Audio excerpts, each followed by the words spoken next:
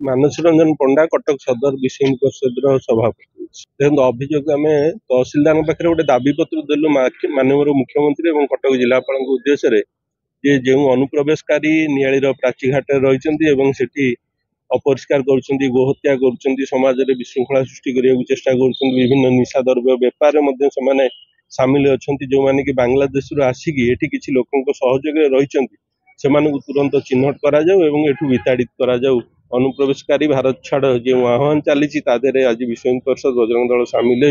नियाली तहसिलदार को एक दाबीपत्र आम जानवे तो जहाँ आम पाखे सूचना अच्छी पखापाखि 2000 अधिका अनुप्रवेशकारी बर्तमान नियाली अंचल अच्छा कि प्रशासन चिन्हट कर अनुप्रवेशकारी अच्छा जना पड़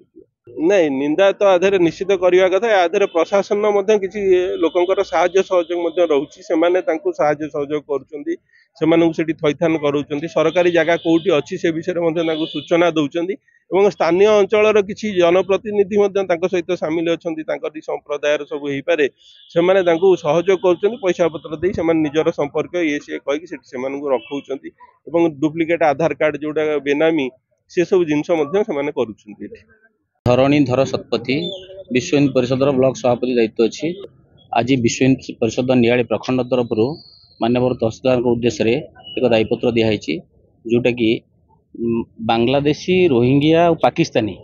अनुप्रवेशकारी आसी नियाली अंचल से दबदबा को जाहिर कर सरकारी जमी को जबरदखल कर पवित्र प्राची तट को अपवित्र कर शोभनेश्वर पीठ को अपरिष्कार कर अवसर में आज विश्व हिंदू परिषद नियाली प्रखंड तरफ एक दाबीपत्र माननीय मुख्यमंत्री उद्देश्य एवं कटक जिलापाल उद्देश्य तहसीलदार को देछि। तहसीलदार कहले जे हमको प्रशासनिक स्तर में आम आमर इनक्वारी करूँ आपण मैंने आमको सहयोग करेंगे आम जहाँ सहयोग आम आवश्यकता अच्छी आम निश्चित भाव में सहयोग करूँ आमको जहाँ जिते जो से डाकिए जहाँ करेंगे आम समस्त सहयोग जोगेदेवु से जमी से उपयुक्त लोक को बाहर करके विताड़ित करेंगे तार प्रयास रखिए। चंद्र नायक कटक सदर जिला सह संपादक दीर्घ दिन धरी ये समस्या उपजी नियाली अनुप्रवेशकारी भयंकर रूपे नियाली प्राची तट एवं देवी घाट रे बेसी विशेषकर से माने बेदखल कर जगह झुपुड़ी घर कर रोचंती एवं धीरे धीरे से जगह कांथ करी चाल करी छपर करी से जगह रोचंती ये जो अनुप्रवेशकारी विभिन्न बांग्लादेश पाकिस्तान एवं रोहिंग्या एमान आसी रही एवं बस्ती रे